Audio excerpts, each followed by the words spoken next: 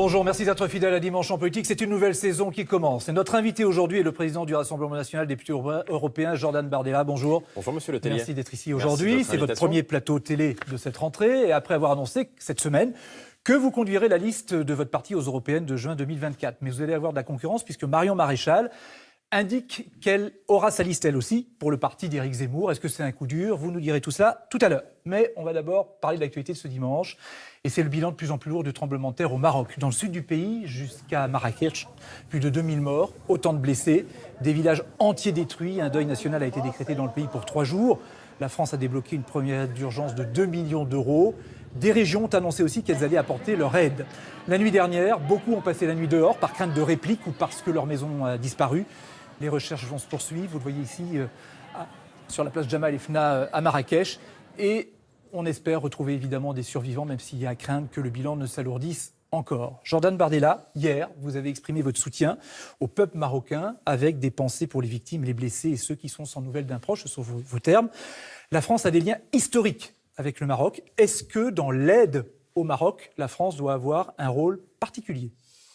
Oui, je le crois. En tout cas, elle doit avoir un rôle par l'intermédiaire de notre ambassade, comme par l'intermédiaire de la diplomatie française. Le Maroc est un pays ami, c'est un pays frère en Afrique, qui est clé aussi pour la stabilité de la région. Et face à ce drame qui a ému tout le monde d'ailleurs, pas seulement les pays du Maghreb, mais aussi évidemment l'Europe. Je pense que le rôle de la France est de se tenir aux côtés du Maroc et de lui apporter un soutien, parce que là, on est dans un cas qui est évidemment humanitaire. Vous parlez de l'Europe. Et les dégâts sont lourds. Beaucoup de pays veulent venir en aide au Maroc. Est-ce qu'il y aura besoin d'une coordination européenne ?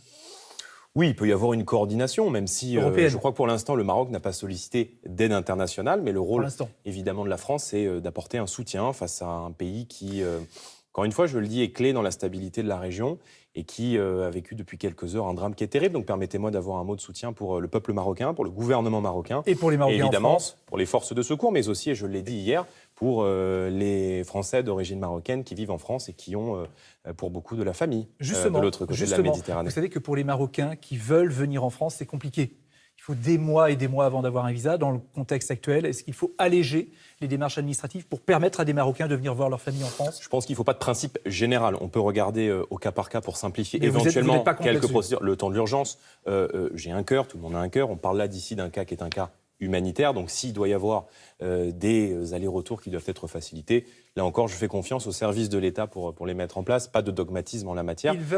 Nous sommes dans un drame qui est humanitaire. Il va falloir des années pour reconstruire le Maroc. La France doit-elle s'engager au Maroc autant qu'il le faudra ? Je pense qu'il est trop tôt pour le dire. On est encore dans le temps de l'accident, dans le temps du drame. Et je pense qu'en l'état actuel des choses, le soutien de la France doit être un soutien logistique, matériel, pour aider dans les fouilles, pour aider évidemment dans les réparations. Mais pour la reconstruction aussi, il y aura un rôle à jouer. Je pense qu'on n'en est pas, mais évidemment que la région Île-de-France allait annoncer dans les prochains jours le vote d'une subvention et de fonds publics à destination du Maroc. C'est une bonne chose quand un pays est en difficulté. Lorsqu'il est notre allié, c'est notre rôle de l'accompagner et de l'aider. Vous l'avez remarqué par ailleurs, en France, les prix de l'essence augmentent et ça continue d'augmenter. Dans les rayons, les prix augmentent aussi, mais les quantités diminuent. Et de cette semaine, on peut retenir également un chiffre. 67 jeunes filles interdites d'école parce qu'elles portaient une abaya. Un loyer, c'est déjà plus de 300 €. Sur 600 €, je fais quoi après ? C'est dur, c'est trop dur.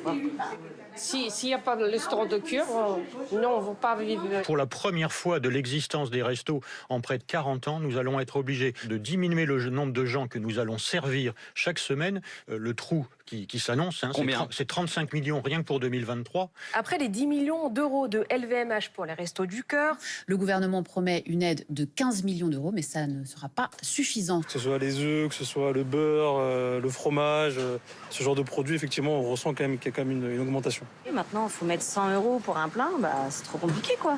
C'est cher. Après, on n'a pas le choix parce qu'on travaille.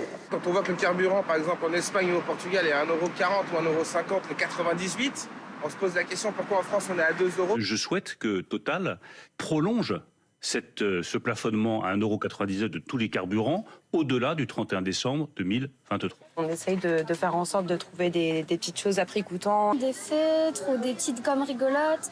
Tous ces petits jouets qu'on veut prendre pour l'école, on les prend pas, on prend juste le nécessaire. J'ai vu le proviseur hier poursuivre une élève parce qu'elle était vraiment habillée en abaya.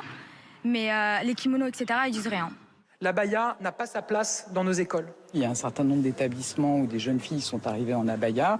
On leur a expliqué que c'était pour rentrer dans le lycée ou dans le collège, on n'acceptait pas ce genre de signes qui manifestent une appartenance religieuse. C'est une diversion raciste, xénophobe, anti-musulmane. Je suis favorable à ce qu'on puisse tester, expérimenter le port de l'uniforme, d'une tenue scolaire unique. Moi, cette approche très pragmatique me va très bien. Alors, il y a l'uniforme, il y a aussi la tenue unique. Sans avoir un uniforme, on peut dire, vous vous mettez en jean, t-shirt et veste. Il faut quand même le dire, Emmanuel Macron propose d'adopter une mesure lepéniste. Jordan Bardella, est-ce que sur l'uniforme et l'abaya, le gouvernement, Gabriel Attal par exemple, ou Emmanuel Macron font du Le Pen ? Écoutez, il y a beaucoup de Français qui manifestement font du Le Pen, puisque moi j'ai vu les études d'opinion qui ont été faites sur cette question, et un peu plus de 8 Français sur 10, en moyenne dans les différents sondages, approuvent cette mesure du gouvernement. Vous aussi.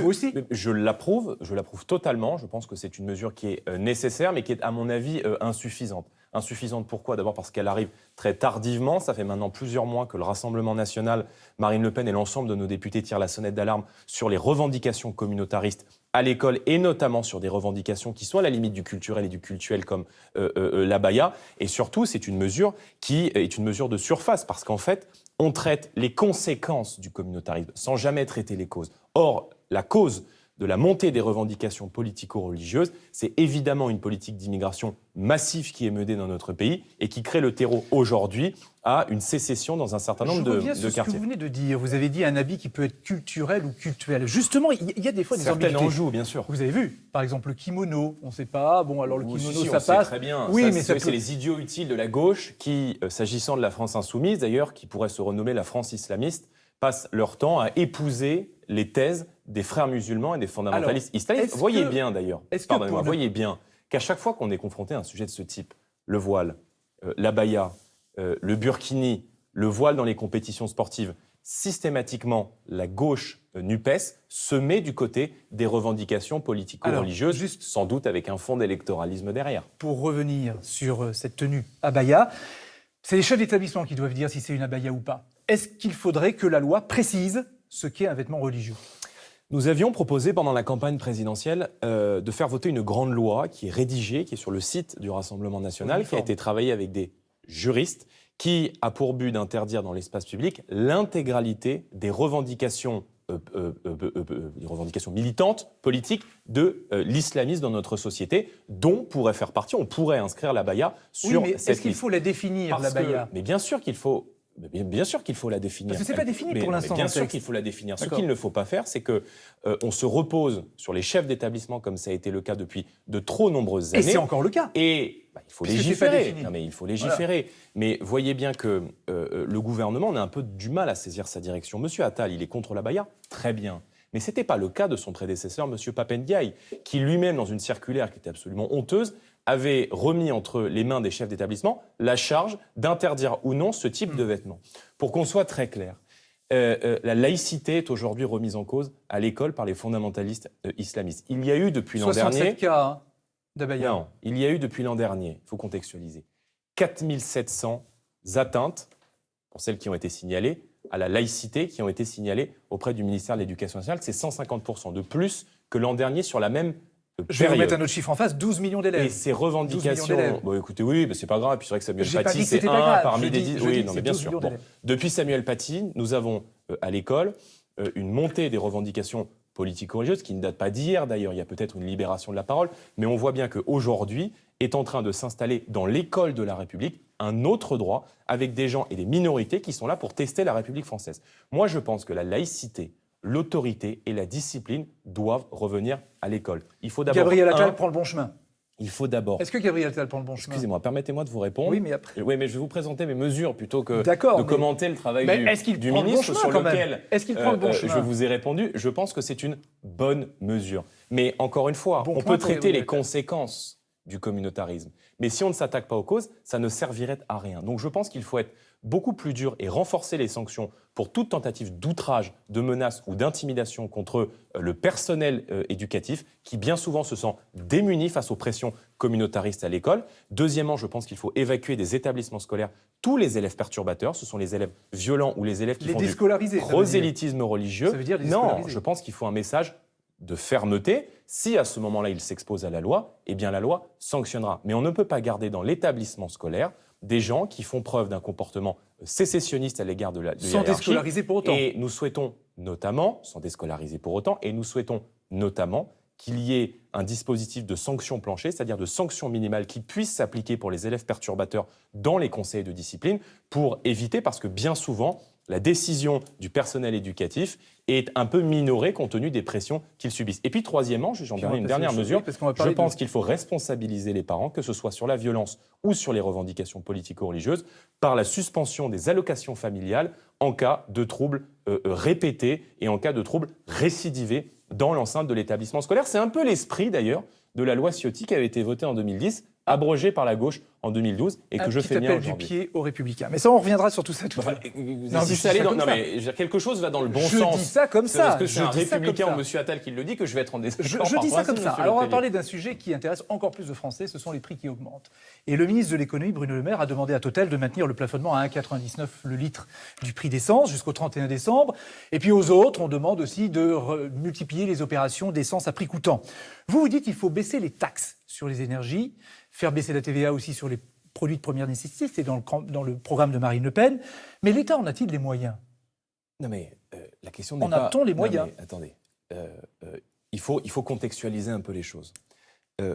L'inflation, c'est à mon sens, avec le pouvoir d'achat, la grande urgence de cette rentrée. Vous avez entendu le PDG de Carrefour qui parle d'un tsunami de déconsommation et les dernières annonces qui ont été faites par la Russie et par l'Arabie Saoudite de restreindre encore plus leur production de pétrole va évidemment entraîner dans les prochaines semaines et dans les prochains jours, c'est à craindre, une nouvelle augmentation des prix du pétrole qui était à un niveau record depuis 10 mois avec pour conséquence une augmentation des prix à la pompe. Donc cette inflation, elle a deux causes. Un, les taux de marge délirants des grandes entreprises et notamment des entreprises de l'agroalimentaire. Donc il faut renforcer les contrôles et éventuellement utiliser un outil de taxation de superprofits indus. J'allais vous poser la question. La redistribution ne se fait pas convenablement et justement. Dans votre discours, la taxation des superprofits, c'est nouveau. Je ne crois pas que c'est nouveau, c'était pendant la campagne présidentielle de 2022. D'accord. En tout cas, vous l'affirmez de façon claire et deuxièmement, c'est évidemment l'augmentation des prix de l'énergie. Donc, vous avez raison de rappeler que nous défendons une action urgente et en profondeur autour de 3 piliers. D'abord, le premier, c'est la baisse de la TVA de 20% à 5,5% sur les énergies et notamment sur le carburant. Ça coûte 12 milliards d'euros. On vient de mettre en place, pour payer les erreurs énergétiques de la France, un bouclier énergétique qui nous a coûté plus de 110 milliards d'euros. Deuxièmement, et vous avez raison de le rappeler, il ne faut pas simplement soulager la pression fiscale, qu'on peut faire là immédiatement dès demain matin sur les classes populaires et les classes moyennes, notamment en leur rendant de l'argent directement à la pompe. Ma mesure sur la TVA, sur un plein de 40 litres, c'est immédiatement 10 euros de pouvoir d'achat que nous rendons aux Français et aux familles françaises. Deuxièmement, il faut retrouver la maîtrise des prix, parce que aujourd'hui, et les Français doivent le savoir... les prix ? Non, nous sommes pieds et poings liés dans un marché européen de l'électricité dans lequel le système productif énergétique français est complètement spoilé. Nous devons payer aujourd'hui les erreurs de nos partenaires et notamment les erreurs de l'Allemagne qui n'ont pas fait le choix du nucléaire. Or, les Français payent aujourd'hui une énergie qui ne correspond pas à leur coût de production. Donc, il faut remettre les règles du marché européen de l'électricité sur la table parce que les Français doivent savoir aujourd'hui que, en fait, nous payons l'électricité adossée sur les prix du gaz. C'est une folie quand nous savons que nous avions du général de Gaulle, mais c'est très important, du général de Gaulle au président Sarkozy, un consensus sur la question du nucléaire. Emmanuel Macron et François Hollande ont fait le choix de toucher à la filière nucléaire, de fragiliser le nucléaire français, et ces choix énergétiques nous coûtent non seulement des émissions de CO2, mais en plus un prix qui ne correspond pas au coût que devraient payer les Français. Donc il faut mettre fin à cette spoliation. Vous souligniez tout à l'heure que c'est la Russie et l'Arabie Saoudite qui réduisent leur production. La Russie, notamment, c'est en contrepartie des sanctions qui ont été imposées après la guerre en Ukraine. Elles ont l'air de fonctionner, les sanctions. Est-ce qu'il faut, du coup, alléger ou supprimer les sanctions sur la Russie pour que la Russie produise plus de pétrole ? Les sanctions qui fonctionnent. Alléger les sanctions ? Les sanctions qui fonctionnent, il faut les maintenir. les sanctions qui ne fonctionnent pas, il ne faut pas les maintenir. En l'occurrence, nous étions opposés, et excusez-moi, mais le temps nous donne raison, aux sanctions énergétiques, au volet énergétique des sanctions, et j'avais émis des réserves sur ce volet-là des sanctions au Parlement européen, sans remettre en cause les sanctions, notamment sur les semi-conducteurs qui fonctionnent, mais le volet énergétique des sanctions, nous avions dit attention à ne pas nous mettre une balle dans le pied. Donc dites-nous simplement, il faut supprimer les sanctions sur la Russie en ce qui concerne l'énergie. Maintenant, je pense que c'est un peu tard. Mais encore une fois, les sanctions. Non, mais attendez, c'est un peu trop tard maintenant. Évidemment qu'on peut redéfinir ce qu'est le cadre des sanctions aujourd'hui, et j'y suis favorable.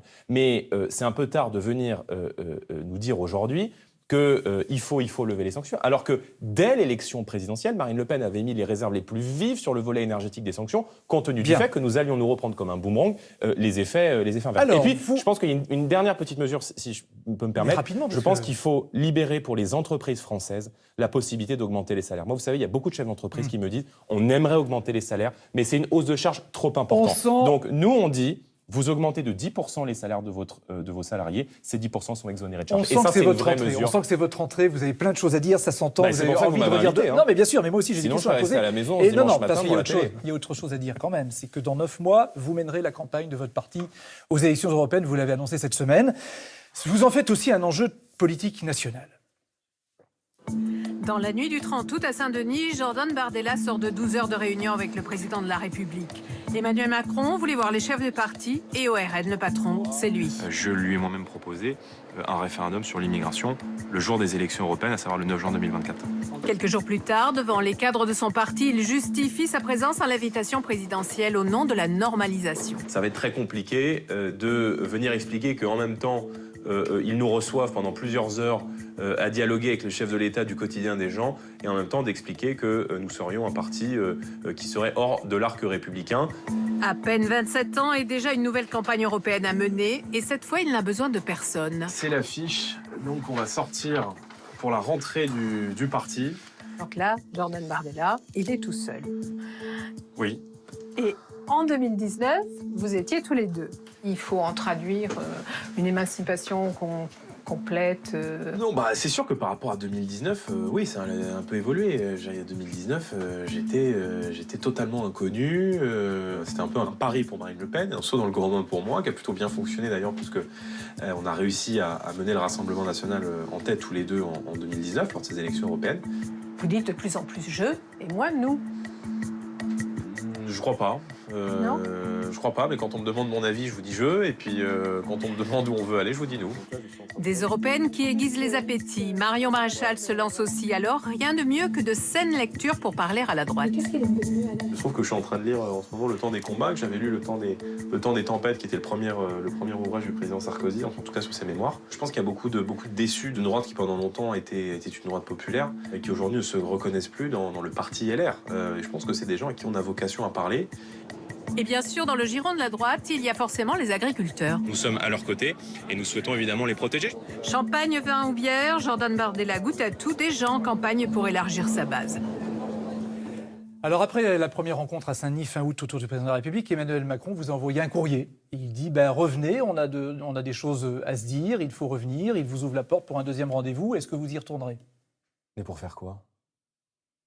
Je sais pas, c'est à lui qu'il faut demander, c'est pas moi. Écoutez, le président notamment de la sur République... les référendums, il veut bien rediscuter la loi sur les référendums pour faciliter les référendums. Est-ce que vous y retournez dans ces conditions? Nous a écrit à la fin du mois d'août pour nous dire « Je souhaite rencontrer les chefs de l'opposition pour dialoguer avec eux des enjeux du pays dans les prochains mois. » J'y suis allé avec deux objectifs très clairs.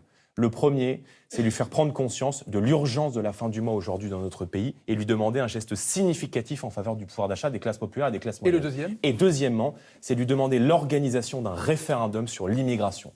Là-dessus, il avance. Il dit qu'il faut changer la loi et je suis prêt à discuter de ça. Je ne sais pas s'il avance. C'est ce qu'il dit dans le courrier. En tout cas, moi, je pense que l'immigration est aujourd'hui l'une des grandes inquiétudes avec le pouvoir d'achat du peuple français. Les Français voient leur pays changer, ils voient l'insécurité monter partout dans notre société et ils n'ont pas envie d'être remplacés ou de disparaître. Par conséquent, je pense que l'immigration est un sujet qui fait consensus. Ma question est, est-ce que vous retournerez voir le président? Et donc, il faut un référendum le jour des européennes. Pour vous répondre à votre deuxième question. Non, la première, enfin, je ne sais pas si c'est la première ou la deuxième, mais c'est le président de la République vous invite à le rencontrer de nouveau. Est-ce que vous dites oui? Mais s'il me dit je souhaite recevoir les chefs de parti parce que j'ai pris des décisions sur la base de la première réunion que nous avions faite, oui. Mais si vous voulez, si c'est le voir pour discuter avec lui de la pluie et du beau temps, moi, ça ne m'intéresse pas. Alors, donc, je ne serai pas la béquille du président de la République et d'un gouvernement qui change de cap. Bah, écoutez, aujourd'hui, j'attends, on y est allé il y a une semaine. Il nous a envoyé une lettre qui est un compte-rendu, un verbatim, des mots et des échanges de la confrontation que nous avons eue à Saint-Denis. Maintenant, encore une fois, où est-ce qu'il veut nous emmener? J'ai le sentiment qu'Emmanuel Macron vous n'êtes pas prêt d'y retourner. Est à la tête d'une nation qu'il conduit nulle part. Pour l'instant, vous n'êtes pas prêt d'y retourner. Ben, écoutez, j'attends d'avoir une feuille de route du chef de l'État. Donc oui ou non? On va où sur le point d'interrogation? Mais il n'y en a pas d'invitation pour l'instant. Si, quand même. Non, pour l'instant, j'ai pas d'invitation. Bon, d'accord. Bon, le chef de l'État a dit on sera amené à redialoguer ensemble. Et est-ce que vous êtes prêt à redialoguer avec lui? Mais dialoguer pour faire quoi? Voilà, oui, à condition que. Je veux dire, s'il me dit je change ma politique en matière d'immigration, je change ma politique en matière de sécurité, je change ma politique en matière de fiscalité et je rends du pouvoir d'achat aux Français en abaissant les impôts, eh bien à ce moment-là, je lui dirais oui. Mais alors, si c'est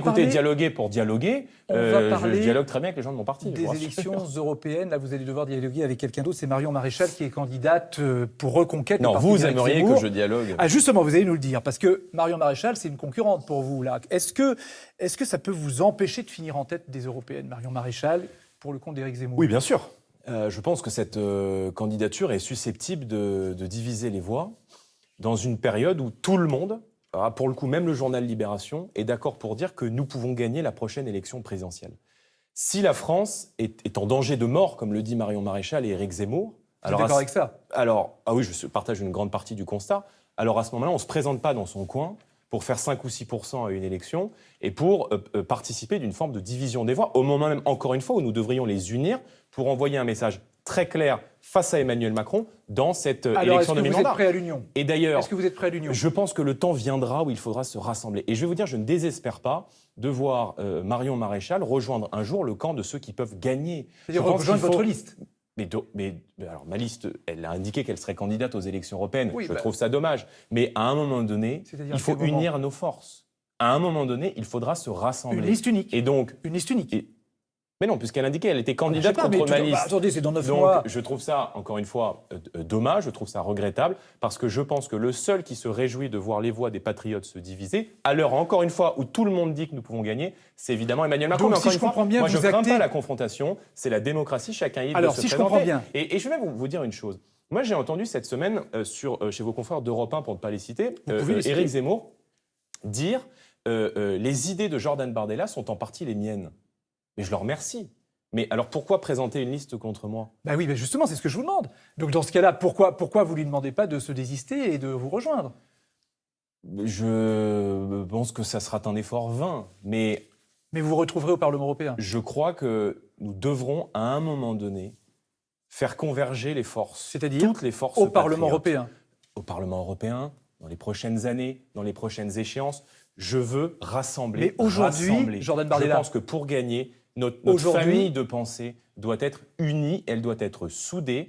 Et je crois que c'est la condition pour la victoire qui nous est aujourd'hui donnée comme perspective par l'intégrité de son tâche. Mais vous voyez, je fais confiance à la responsabilité des électeurs et les Français ne veulent pas qu'Emmanuel Macron arrive en tête de ces élections de mi-mandat. Aujourd'hui, vous actez qu'il y aura 2 listes, la vôtre et celle de Marion Maréchal.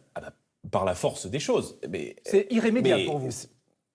Bon, écoutez, peut-être qu'ils s'apercevront que la présence de leur liste ne fait plaisir qu'à Emmanuel Macron. Et dans ce cas-là, vous les accueillez chez vous? Nous en discuterons. Tout est ouvert. Et pourquoi pas? D'accord, c'est ce que je vous demandais. Allez, on va retrouver. On se mettra autour de la table. Je veux dire, moi, je veux rassembler tous les patriotes de droite comme de gauche. Je pense donc la porte est ouverte à Marion Maréchal. Mon mouvement s'appelle le Rassemblement national. Donc la porte est ouverte à Marion Maréchal. Et encore une fois, je vous réponds, je ne désespère pas de voir Marion Maréchal rejoindre un jour le camp de ceux qui peuvent gagner, parce que je pense que, encore une fois, préparer l'après-Macron, ça doit être notre objectif. On va retrouver Astrid de Villene, chef du service politique au HuffPost, qui est avec nous aujourd'hui. Bonjour Astrid. Bonjour Francis. Les élections européennes, on va y rester quelques minutes avec vous. Bonjour Jordan Bardella. On en parlait, les élections européennes, votre objectif c'est d'arriver en tête comme en 2019. Si ce n'était pas le cas, est-ce que vous considérerez cela comme un échec personnel? Bien sûr. Là, quand vous partez à une élection, c'est pour la gagner. Moi, j'ai une mentalité de gagnant. Voilà. Je me bats pour convaincre. Je me bats pour rassembler, pour élargir à la fois sur le programme, sur nos électeurs, et pour rassembler une majorité de Français dans le cadre de ces élections de mi-mandat. Vous en tirerez des leçons parce que vous êtes aussi le président du RN. Ce n'était pas le cas la dernière fois, c'était Marine Le Pen à votre place. Mais je prends mes responsabilités. Vous savez, encore une fois, quand on se présente dans une élection, c'est toujours mieux d'arriver premier que d'arriver deuxième. Aujourd'hui, vous avez raison de le rappeler, les intentions de vote qui sont faites nous donnent gagnant de ces élections européennes. Mais pour gagner, j'ai besoin que les Français se mobilisent, aillent voter et bien en tête que ce n'est pas une élection européenne. C'est une élection européenne, mais c'est aussi une élection de mi-mandat parce qu'en fait, c'est la seule élection nationale du quinquennat avant la prochaine présidentielle. Donc, en réalité, le parti que les Français mettront en tête lors de ces élections de mi-mandat sera le parti qu'ils désigneront comme étant celui chargé de porter l'alternance en 2027. Quand vous dites « je prendrai mes responsabilités », vous pensez à quoi ? Ça veut dire que je serai responsable du bon comme du mauvais résultat. Oui, mais bon, souvent on est plus responsable individuellement du mauvais que du bon. On dit souvent que les victoires sont collectives et que les défaites sont individuelles. C'est les lois de la politique. Astrid. Mais en tout cas, moi, je pense que nous arrivons en tête de ces élections européennes. En tout cas, je vais tout faire pour. Quel rôle jouera Marine Le Pen auprès de vous dans cette campagne ? La dernière fois, vous partagiez la même photo. Est-ce que ce sera le cas ? Marine Le Pen était en dernière position sur la liste la dernière fois. Moi, je tirais la liste, elle poussait la liste. Moi, je souhaite qu'elle puisse aussi s'impliquer dans cette campagne. Elle fera probablement des meetings à mes côtés. Son mais rôle pas sur la liste. est très... elle dira... moi, je souhaite qu'elle puisse réitérer ce schéma que nous avions mis en place en 2019, à savoir qu'elle était présente en dernière position sur la liste. Maintenant, je la laisse... elle est maître de sa décision. Mais en tout cas, on a mis en place aujourd'hui, je crois, un vrai duo qui a montré ses preuves en 2019 et je souhaite voir évidemment réitérer ce résultat lors de ces élections européennes et en tout cas son soutien comme son apport est pour moi très précieux. On voit votre affiche de 2019. Est-ce que vous avez le sentiment d'avoir donné le pouvoir au peuple au Parlement européen ? C'était votre slogan à l'époque. Bon, en tout cas, on a contribué à faire connaître, je crois, le vrai visage de l'Union européenne. Depuis 5 ans, Emmanuel Macron a fait le choix d'augmenter la contribution nette de la France à l'Union européenne. Est-ce que vous avez donné le pouvoir au peuple ? C'était votre promesse. Peut-être, mais c'est en ma 2019. Réponse. Et avec cet argent, évidemment, les Français financent la submersion migratoire, avec la relocalisation forcée des migrants dans les campagnes françaises au détriment de la vie des Français, la multiplication des accords de libre-échange qui sont en train de détruire notre agriculture. J'étais hier à la foire de Châlons et je peux vous dire que les agriculteurs, ils souffrent beaucoup aujourd'hui. C'était qu'un slogan, Jordan Bardella à l'époque. Ce n'était qu'un slogan ? Non, c'est pas un slogan, je suis en train de vous répondre. Et troisièmement, je crois que l'Union européenne s'est affaiblie aujourd'hui. Elle s'est affaiblie considérablement par l'arrivée aussi au pouvoir de partis patriotes nationaux sur tout le continent qui partagent l'amour de notre identité et la volonté de rendre effectivement sur le long terme le pouvoir au peuple. Et vous savez, ces élections, encore une fois, elles ont un double niveau de lecture. On changera l'Europe, d'une part, en arrivant en tête aux élections européennes, avec l'ensemble de nos alliés partout, et nous avons l'occasion d'avoir cette grande majorité patriote au sein du Parlement européen, et évidemment lors de la présidentielle en 2027. Au-delà des européennes, en tant que président du RN, il y a une autre élection locale cette fois que vous devrez gérer. Ce sont les élections municipales en 2026. On voit bien que ce sont les élections locales qui pêchent chez vous au RN. Pas de département, pas de région, très peu de mairies. Quel est l'objectif que vous vous fixez ? Est-ce que vous aurez des listes RN dans toutes les mairies de France ? 36 000 communes, il n'y a aucun mouvement politique qui a des listes dans les 36 000 communes de France. En tout cas, plus que la dernière fois. Sérieux, la dernière fois, nous avons été un des partis qui, sur son étiquette, a présenté le plus de listes partout en France, parce qu'il y a beaucoup de candidats maintenant qui cachent les étiquettes, notamment LR, UDI ont fait disparaître les étiquettes. C'était un échec la dernière fois. Notre objectif, c'est évidemment d'approfondir. Vous pouvez me rappeler le taux de participation des élections municipales ? En tout cas, vous êtes 8e juste avant le PS. Vous pouvez me rappeler le taux de participation des élections municipales ? C'était en pleine crise sanitaire. Et aux européennes, ça ne doit pas être... C'était en pleine Merci, Covid. monsieur le Tellier. Il y a 6 mois entre le premier et le deuxième. Ma question, merci, Jordan monsieur le Bardella, Tellier, de cette voix objective sur le plateau. Est-ce que c'est votre plafond de verre, les élections locales ? Quand on veut donner le pouvoir au peuple, ça peut être le bon échelon. Le maire, c'est l'élu préféré des Français, vous le savez. Nous avons obtenu 89 députés à l'Assemblée nationale. Et il est évident que dans ces 89 circonscriptions, nous allons regarder un peu plus en détail, un peu plus précisément les ambitions qui sont les nôtres aux élections municipales. Moi, je veux juste regarder une chose, c'est que nos maires font du très bon boulot. Une grande partie d'entre eux ont été réélus dès le premier tour. Et on prend des initiatives concrètes pour faire avancer les sujets du pays. Par exemple, Louis Alliot à Perpignan, qui est maire de cette ville depuis 2020, a décidé d'expérimenter les uniformes à l'école. Ça, je pense que c'est une bonne mesure. Et partout, nous avons été très respectueux du retour de la sécurité dans nos villes et de la baisse de la fiscalité. Merci Astrid. Merci beaucoup. Merci à vous. La Coupe du Monde de rugby, c'est un gros événement qui dure jusqu'à fin octobre, puisque voilà, ça va durer 1 mois et demi. La France a fait une belle entrée vendredi soir en gagnant contre la Nouvelle-Zélande. Il y a eu des couacs. Emmanuel Macron sifflé par le public au Stade de France lors de son discours d'ouverture. Ça vous a surpris, gêné ? Surpris, non. C'est toujours malheureux de voir le président de la République siffler. Et c'est vrai que c'est toujours... moi, je suis très attaché à la fonction, à la sacralité de la fonction présidentielle. Mais vous me demandez, Monsieur Letellier, est-ce que ça m'a surpris? La réponse est non. Est-ce que ça vous a Parce gêné? L'une des choses que j'ai dit au président de la République lors des rencontres de Saint-Denis, je lui ai dit, mais en fait, vous ne vous rendez pas compte de la brutalité avec laquelle vous exercez le pouvoir. Et je lui ai dit, les Français, d'abord, ont le sentiment que vous ne les aimez pas. 2, que vous ne les respectez pas. Et 3, que bien souvent, même quand ils sont en désaccord avec vous, vous leur roulez dessus avec un tractopelle, comme ça a été le cas avec le 49.3 pendant la réforme des retraites. Donc, ça dit beaucoup du rapport entre le président de la République et le peuple français. Et je pense que dans quelques années, on dira au fond entre les deux... C'est l'image de la France aussi, hein, que c'était l'histoire d'une affection introuvable. Mais c'est l'image de la France aussi, quand même. Vous avez raison, c'est pour ça que je dis qu'il est toujours malheureux de voir un président de la République siffler. Mais c'est de sa faute. Je pense qu'il a sa part de responsabilité, bien sûr. Merci Jordan Bardella d'avoir accepté notre Letellier. invitation dans Merci Dimanche en politique. Réalisation Tristan Nolin, rédaction en chef Claire Sébastien. Une émission à retrouver sur le site ou l'application France Info, rubrique magazine. Et tout de suite, ici 12-13, dans votre région. Bon après-midi, à dimanche prochain pour de prochains Dimanches en politique. D'abord dans votre région à 11h25 et à 11h55 sur ce plateau. Merci, à la semaine prochaine.